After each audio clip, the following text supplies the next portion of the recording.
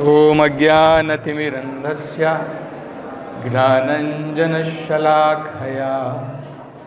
चक्षुरुन्मीलितं येन तस्मै श्रीगुरवे नमः। नमो ॐ विष्णुपादाय कृष्णप्रेष्ठाय भूतले श्रीमते भक्तिवेदान्त स्वामिन् इति नामिने। नमस्ते सरस्वते देवे गौरवाणी प्रचारिणे निर्विशेषा शून्यवादी पाश्चात्यदेशतारिणे। जय श्री कृष्ण चैतन्य प्रभु नित्यानंद श्री अद्वैत गदाधर श्रीवासादि गौरभक्तवृंदा। हरे कृष्णा कृष्ण कृष्ण हरे हरे, हरे राम राम राम हरे हरे। हरे कृष्णा कृष्ण कृष्ण हरे हरे, हरे राम राम राम हरे हरे। हरे कृष्णा कृष्ण कृष्ण हरे हरे, हरे राम राम राम हरे हरे। हरे कृष्णा। तो आज का दिन श्री नित्यानंद प्रभु का आविर्भाव महोत्सव है। नित्यानंदा त्रयोदशी जिसे कहते हैं। कल वराह द्वादशी थी, पहले एकादशी, उसके अगले दिन द्वादशी, वराह द्वादशी, और आज के दिन श्री नित्यानंदा त्रयोदशी। तो श्री नित्यानंद प्रभु कौन है, उनके बारे में समझना अत्यंत महत्वपूर्ण है। जो भक्त लोग भगवान राधा कृष्ण की भक्ति में लगे हैं और वो चाहते हैं कि हम राधा कृष्ण को समझ सकें, हम वृंदावन धाम को समझ सकें, तो नित्यानंद प्रभु की कृपा अत्यंत महत्वपूर्ण है। निताई कृपा हावे तबे राधा कृष्णा पावे, ब्रजे राधा कृष्णा पावे। अगर नित्यानंद प्रभु की कृपा हमारे ऊपर हुई तो व्रज धाम में हमें राधा कृष्णा की प्राप्ति हो सकती है। तो ये समझना बहुत महत्वपूर्ण है कि नित्यानंद प्रभु कौन है। दो बड़े महत्वपूर्ण श्लोक हैं चैतन्य चरितामृत में, मैं उसे पढ़ता हूँ और उसके बारे में हम समझेंगे। सर्व अवतारी कृष्ण स्वयं भगवान, ताहार द्वितीय देह श्री बलराम। तो चैतन्य चरितामृत में कृष्णदास कविराज गोस्वामी कहते हैं, सर्व अवतारी कृष्ण स्वयं भगवान। जितने भी इस भौतिक संसार में भगवान के अवतार होते हैं, अवतारी जिनसे ये अवतार आते हैं, वो भगवान कृष्ण स्वयं है। आपने जयदेव गोस्वामी का दशा अवतार स्तोत्र सुना होगा। केशव धीरता मीन शरीरा जय जगदीश हरे, केशव धीरता कूर्म शरीरा जय जगदीश हरे, केशव धीरता शूकर रूपा जय जगदीश हरे, केशव धीरता नर हरि रूपा, है ना। तो देखिए केशव भगवान कृष्ण केशव धीरता, उन्होंने अवतार लिया मत्स्य के रूप में, वराह के रूप में, कूर्मा के रूप में, वामन के रूप में, बलराम के रूप में। जय जगदीश हरे, तो भगवान का एक नाम केशव है, भगवान का एक नाम जगदीश है। तो चैतन्य चरितामृत में कृष्णदास कविराज गोस्वामी कह रहे हैं, सर्व अवतारी कृष्ण, सभी अवतारों के उद्गम भगवान कृष्ण हैं, और ताहार द्वितीय देह श्री बलराम, भगवान की ही दूसरी देह बलराम जी हैं। भगवान कृष्ण उनका सबसे पहला विस्तार बलराम जी है। प्रभुपाद जी कहते हैं कृष्ण और बलराम में कोई अंतर नहीं है, लेकिन फिर भी दो बड़े महत्वपूर्ण अंतर हैं। दोनों भगवान हैं। कृष्ण ही स्वयं बलराम के रूप में विस्तार करते हैं, तो स्वयं कृष्ण ही है, लेकिन फिर भी दो अंतर हैं। कृष्ण और बलराम में सर्व ऐश्वर्य पूर्ण, उसमें कोई अंतर नहीं है। भगवान जो हैं, जितने भी ऐश्वर्य हैं, भगवान उसमें पूर्ण है, बलराम जी भी पूर्ण है। जिस प्रकार से भगवान पूर्ण रूप से शक्तिशाली हैं, सभी प्रकार की शक्तियां बलराम जी के अंदर में भी हैं, कोई अंतर नहीं है। लेकिन फिर भी दो महत्वपूर्ण अंतर बताए जाते हैं। कौन बताएगा? किसी ने सुना?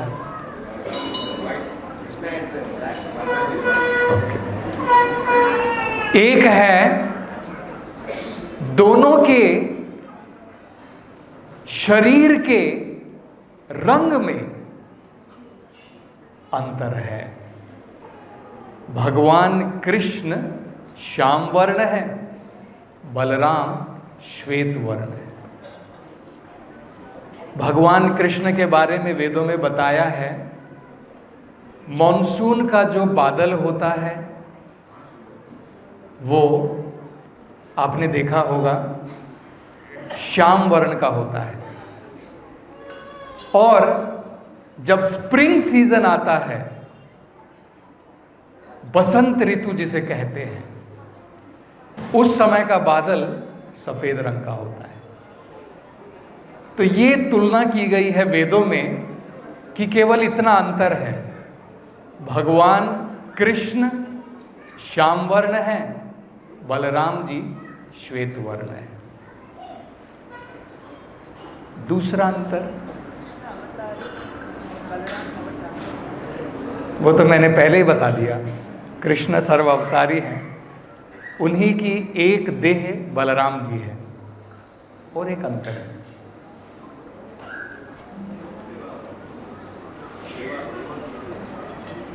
सेवा। थोड़ा और आगे बताओ, थोड़ा है कृष्ण की सेवा। Very good. भगवान कृष्ण सेव्य भगवान है। सारा जगत, यहां तक कि बलराम जी, श्रीमती राधा रानी, सारी वृंदावन की गोपियां, सारे व्रजवासी, सारे जीव भगवान की सेवा में लगे हैं। तो भगवान कृष्ण सेव्य भगवान है, बलराम जी सेवक भगवान है। ये दूसरा अंतर है। भगवान बलराम जी का रूप लेकर के दिखाते हैं हमें सेवा किस प्रकार से करनी चाहिए। तो उनको सेवक भगवान कहते हैं। तो बड़ा सुंदर आगे अगले श्लोक में कृष्णदास कविराज गोस्वामी कहते हैं, एक स्वरूपा, दोनों के स्वरूप में कोई अंतर नहीं है। एक ही स्वरूपा, एक ही स्वरूप दोनों है, मतलब दोनों के दोनों एक ही स्वरूप हैं। भिन्न मात्र काया, केवल शरीर का वर्ण अलग है, कलर, रंग, वर्ण जिसे कहते हैं, केवल उसमें भेद है। आद्य काय व्यूह कृष्ण लीलाय सहाया, और दूसरा यहां पर बताया है बलराम जी आदि रूप में, संकर्षण के रूप में, कृष्ण लीलाय सहाया, भगवान कृष्ण जब अपनी लीला करते हैं उस लीला के सभी प्रकार की अरेंजमेंट्स, सहायता बलराम जी करते हैं। तो इसलिए उनको सेवक भगवान कहा जाता है। भगवान की लीलाओं में सभी प्रकार की सेवाएं बलराम जी करते हैं।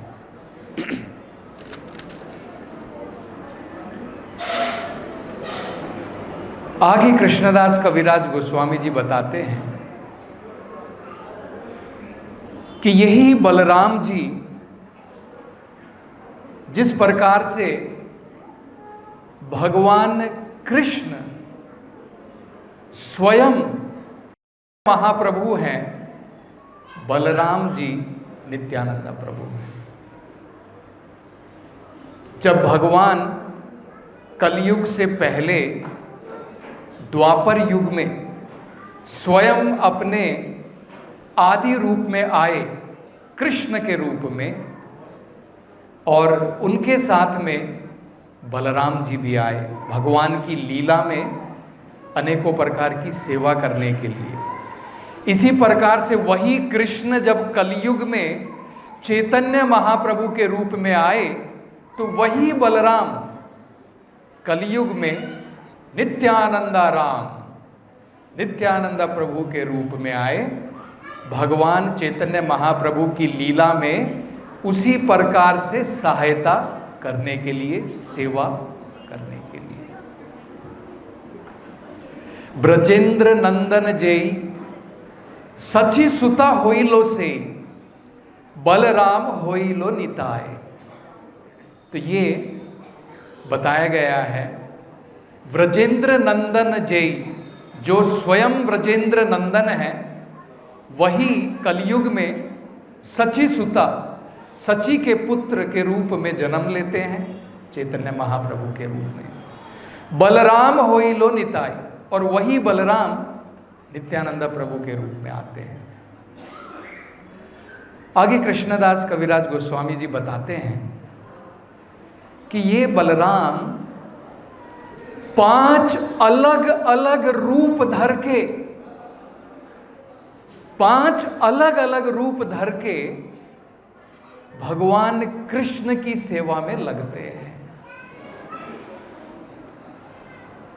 तो ये 5 कौन से रूप हैं उसके बारे में वो कहते हैं। सबसे पहले बलराम जी महासंकर्षण, या जिसे मूल संकर्षण भी कहते हैं, मूल संकर्षण के रूप में बलराम जी अपना विस्तार करते हैं। यही मूल संकर्षण भगवान के आध्यात्मिक जगत की सृष्टि करते हैं। जो भी भगवान के आध्यात्मिक जगत में भगवान की लीलाएं होती हैं, इन सब की रचना स्वयं महासंकर्षण, मूल संकर्षण के द्वारा होती है। यही मूल संकर्षण वैकुंठ धाम में,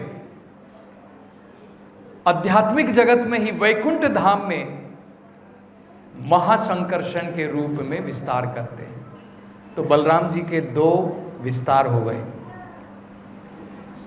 एक मूल संकर्षण, एक महासंकर्षण। मूल संकर्षण भगवान के गोलोक वृंदावन धाम में, महासंकर्षण वैकुंठ धाम में। और यही महासंकर्षण अब इस भौतिक संसार में भगवान की लीलाओं के लिए, भगवान की रचना के लिए सहायता करते हैं बाकी चार रूप में। वो कौन से रूप हैं, कौन बताएगा? सबसे पहले कारणोदक्षाई विष्णु, जिसे एक और नाम क्या है, इन्हें महाविष्णु भी कहते हैं। दूसरा गर्भोदक्षाई विष्णु, तीसरा क्षीरोदक्षाई विष्णु, चौथा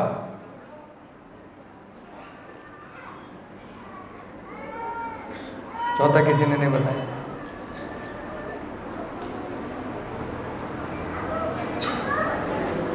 आदिराज प्रभु, अनंत शेष।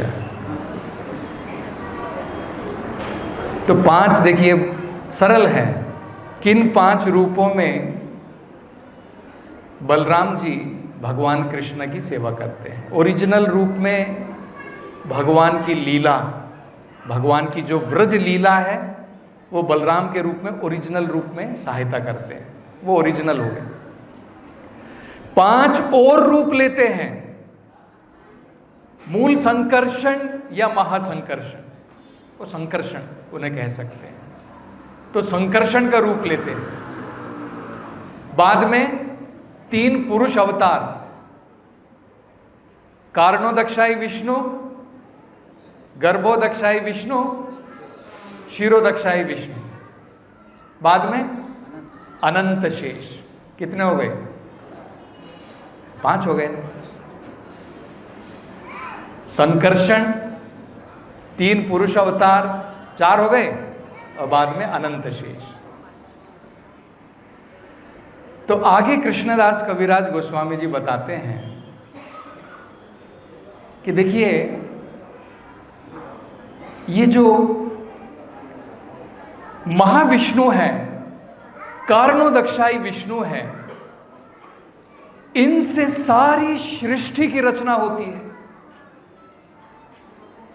इस पूरे सृष्टि की रचना असल में देखा जाए तो बलराम जी के द्वारा ही होती है, क्योंकि कृष्ण पहले बलराम का रूप धारण करते हैं, बलराम जी संकर्षण के रूप में आते हैं, संकर्षण महाविष्णु के रूप में विस्तृत होते हैं। ये महाविष्णु क्या करते हैं?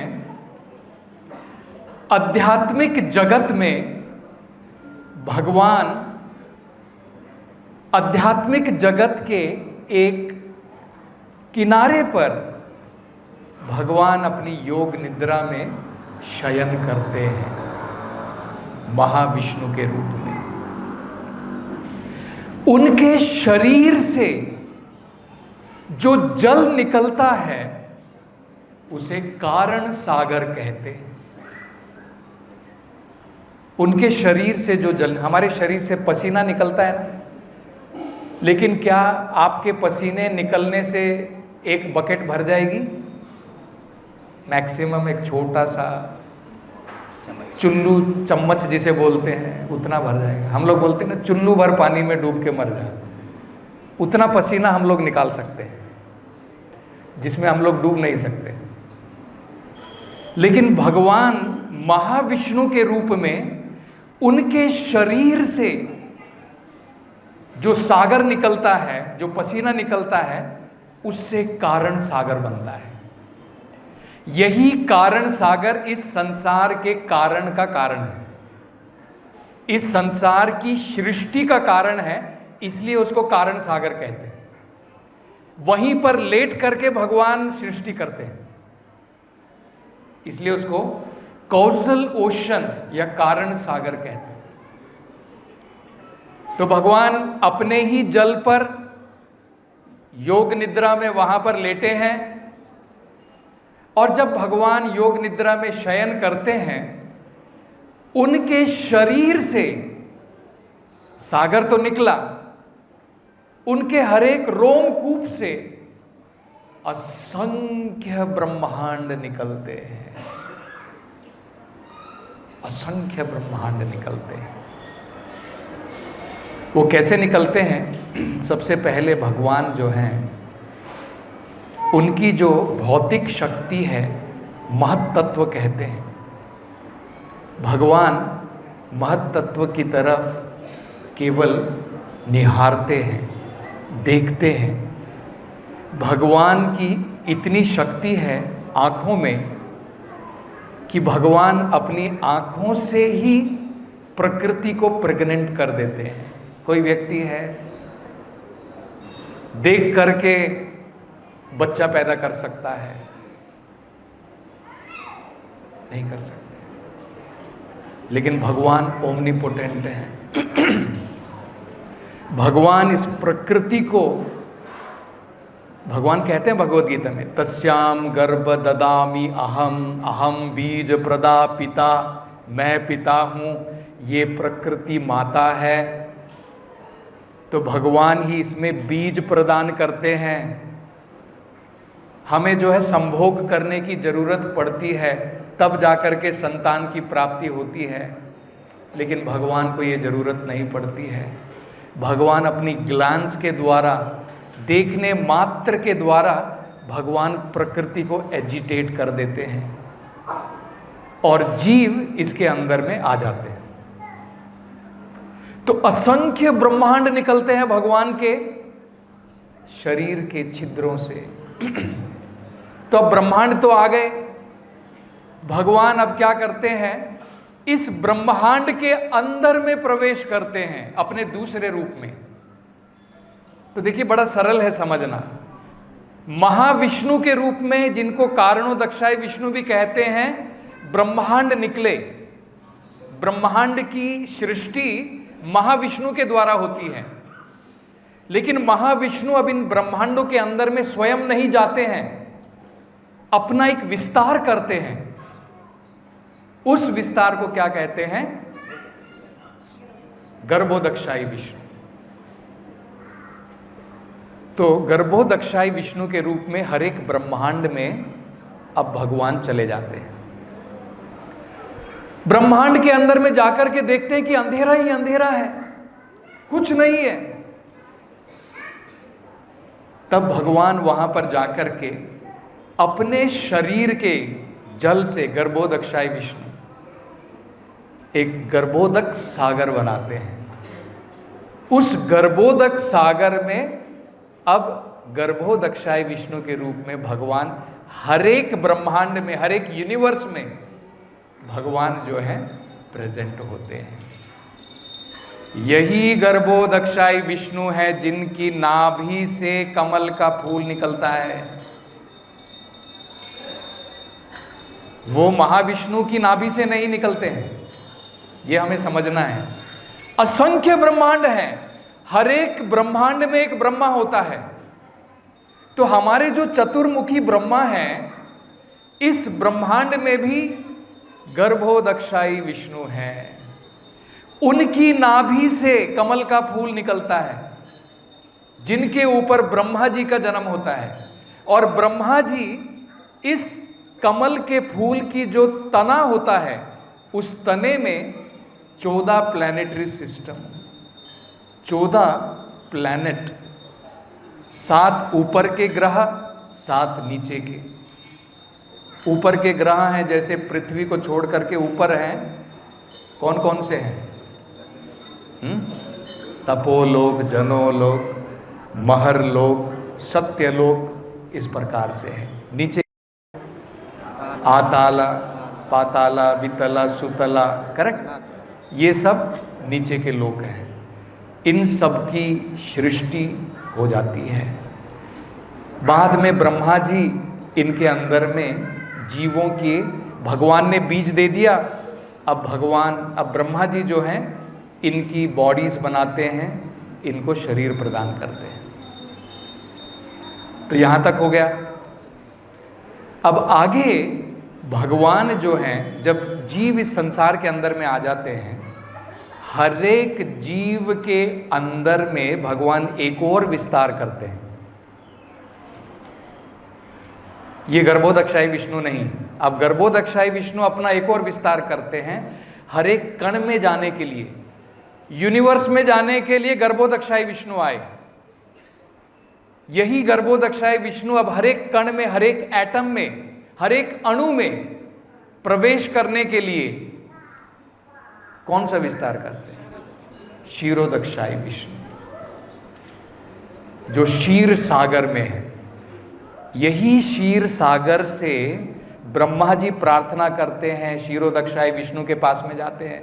अगर आप भागवत कथा पढ़ेंगे तो आप देखेंगे, जब पृथ्वी एक गाय का रूप लेकर के गई रोती हुई ब्रह्मा जी के पास में कि मेरे ऊपर असुरों का भार बढ़ गया है, कृपा करके कुछ कीजिए, तो ब्रह्मा जी पृथ्वी के साथ में क्षीर सागर पर जाते हैं।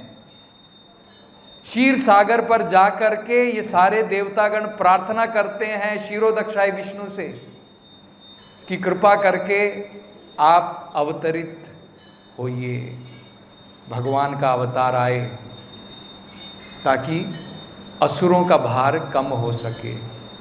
विनाशाय च दुष्कृताम, भगवान कहते हैं ना भगवद गीता में। तो क्षीरोदक्षाई विष्णु के द्वारा सारे अवतार आते हैं, ये सब हमें समझना चाहिए।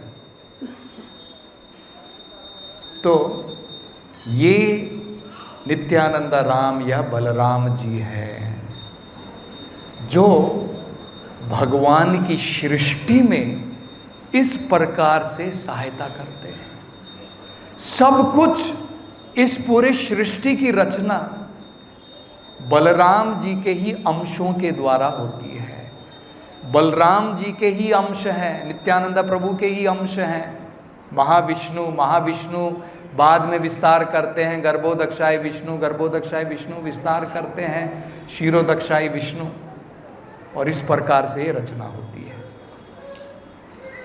और अनंत शेष के बारे में तो ये हमने देख लिए, भगवान पहले संकर्षण के रूप में आए, बाद में ये 3 पुरुष अवतार आए। इन तीनों पुरुष अवतार के द्वारा सारी सृष्टि चलती है, उसकी रचना होती है, इसकी प्रलय सब इन 3 पुरुषों अवतारों के द्वारा होती है। अब अनंत शेष जो है अपने अनंत फनों के द्वारा, अनंत मुखों के द्वारा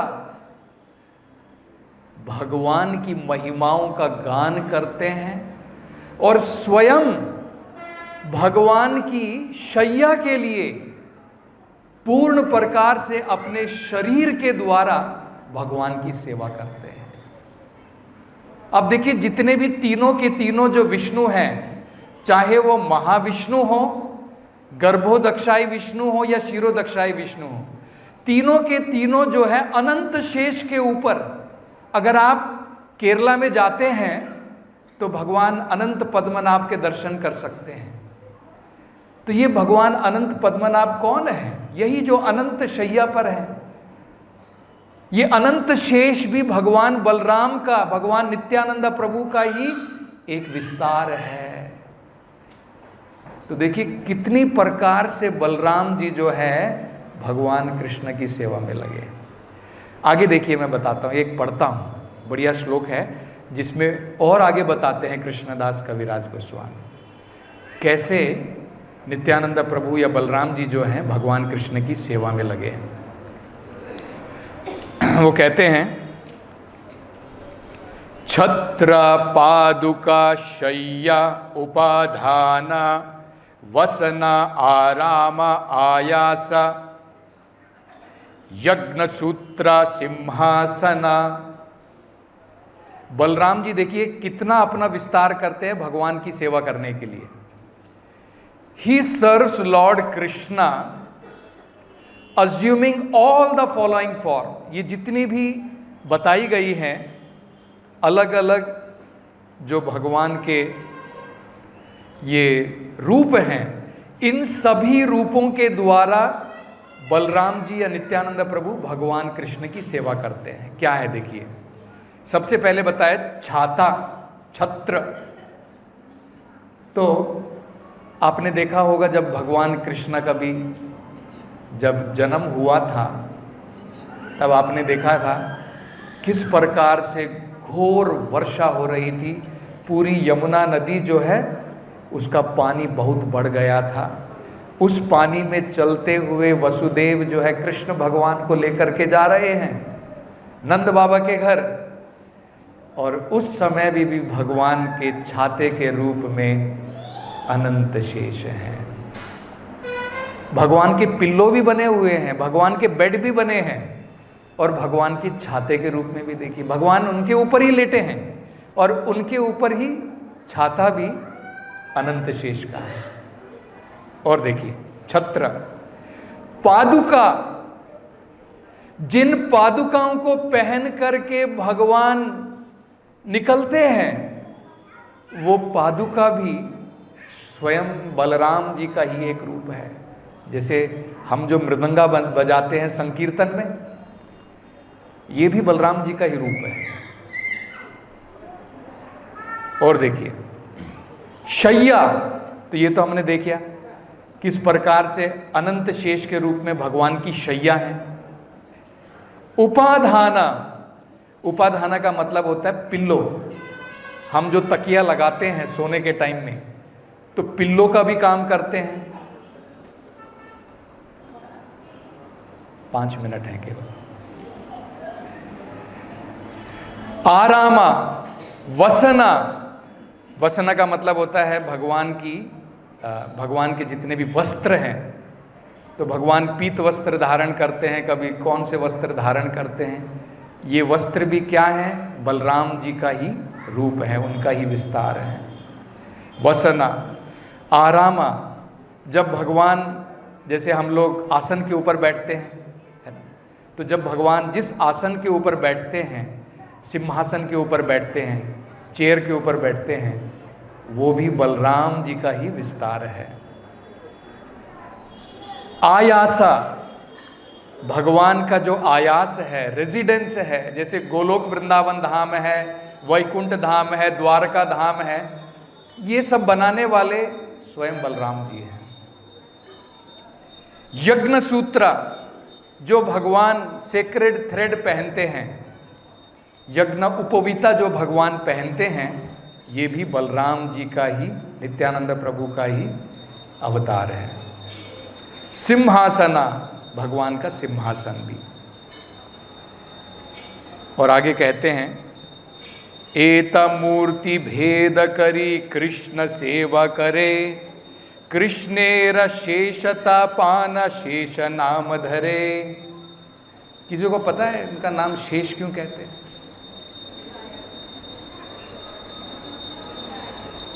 उनको अनंत तो इसलिए कहते हैं क्योंकि अपने अनंत रूपों में भगवान कृष्ण की सेवा में लगे।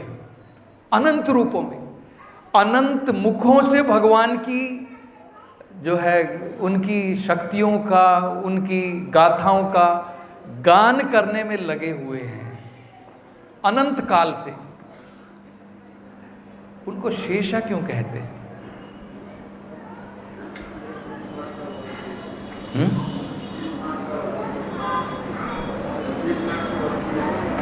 जोर से बोलिए। नहीं, और कोई?